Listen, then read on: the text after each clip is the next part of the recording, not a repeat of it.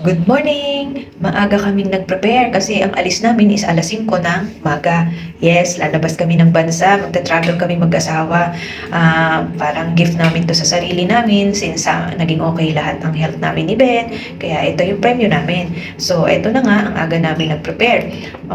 Lumabas kami nung Sunday and then kasi ang alis namin is Tuesday. So, kaninang umaga na madaling araw ay nag-ayos na kami ng aming gamit. Hindi na nga kami actually natulog. Siguro sobrang excited kasi ito yung unang-unang trip namin after ng COVID. So, lahat ng gamit namin ay naiayos namin nung bago pa kami lumuwas ng Manila. Bali, ang baggage namin is 20 kilos lamang. Ang aming hand carry ay 7 kilos. Ang aming destination is Hanoi, Vietnam. So, 2 days, 1 night lang kami sa Hanoi and then pupunta kami ng Sapa. Doon kami punta para mag-explore pa rin. Kasi actually, itong punta ko sa Vietnam is patatlong punta ko na dito. Kasi yung mga kasama ko dati ay mga friend ko. So, first time namin mag-asawa dito sa Vietnam. Kaya ito, medyo excited kami kasi ito talaga yung first trip namin mag-asawa. Kasi yung last trip namin ay nung sumama ako sa kanya sa barko sa Europe. Nagpunta ako ng Europe noong 2018 and 2020.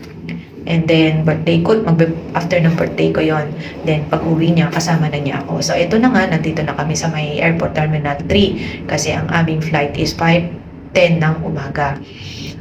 Madaling araw. So, dumating kami ng airport ay almost 3 o'clock. Grabe, ang dami na rin tao diyan nung kami makarating.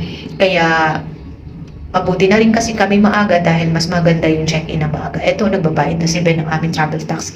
Actually, hindi ako kumuha sa sa online ng travel tax kasi mas gusto ko yung dito na lang para in case hindi matuloy, hindi wala kami travel tax. Alam nyo naman ng mga flight, minsan nakakancel. Magse-self check-in sana kami pero sabi ni Kuya ay doon na lang kami pumila since magda-drop off din naman kami ng aming bagahe. So ito na nga sa haba ng pila inabot din kami ng mga 4 o'clock na kami bago nakapag-check-in ng bagahe. Waiting lang kami diyan sa pila namin dahil napakaraming pasahero papuntang Hanoi. Nung ako'y kumuha ng aming booking ay halos parang wala pang pasahero nung ako'y kumuha. Kaya akala ko, konti lang ang pasahero. Kaya sabi nga ni Ben, dapat daw pinili ko ay yung sa may tabi ng aisle kasi 3-seater yung bawat isang linya. Ang hirap nga naman pagka magsi-CR ka sa aeroplano. Malaki pa naman yung naging katabi namin. So, tiniis ko na lang muna na hindi mo naman CR sa aeroplano. So, ayan na nga, yung aming bagahe ay chinek-in na namin. Bali, 2 baggage lang naman kami kasi yun ang kinuha kong ang weight ng aming bagahe. So, hindi na chinek yung aming, yung aming hand carry. So, napakaalwa ng pasok namin. Wala naman masyadong tinanong sa immigration. Kaya, syempre, takot ako. Kahit na-travel ako dati pa, pagdating sa immigration, kinakabahan ako eh. Kasi maraming na-offload. Kaya sabi ko kay Ben, mauna ka kasi ikaw yung magsusupport sa akin. Tulakan kaming dalawa. Sabi niya, ikaw na. Tapos sabi ko sa kanya, ikaw muna, ikaw lalaki. Sabi ko sa kanya. So, ayan, kakaunti pa naman ang nakapila ng immigration. So, nauna-una kaming dalawa. So, wala naman masyadong itinanong sa akin doon. Wala tiningnan, hindi na rin tiningnan yung e-travel namin.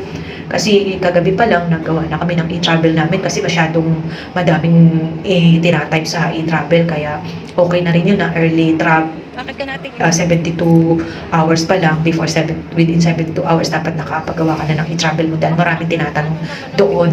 So, ayan na nga, nakalusot na kami sa immigration kaya tuntua ako kaya hindi ko muna pinupost kasi mahirap na pinupost. So, syempre, hindi pa kami kumakain ng agahan. Diyan pa rin kami kumain sa arroz caldo with egg.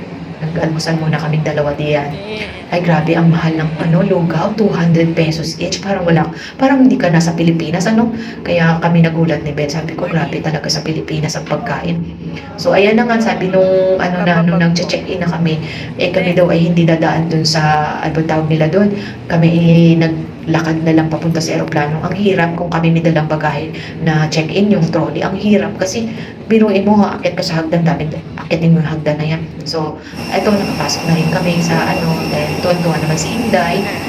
Pag-akyat sa aeroplano, natulog na lang muna kami ng lolo't lola kasi wala pa kami katulog-tulog talagang mag-asawa. Kaya ayan, natulog na lang muna habang nag-aantay ng dating sa Vietnam. At syempre, kaya kahit na kulang sa tulog, ay maaga nagising pa rin ang lola dahil excited dahil first time uli namin mag-travel mag-asawa. Kaya ayan, palapag na kami ng Vietnam. At nakikita niya yung kanilang lugar. Kaya eto lang, dito lang muna. Bye-bye. See you.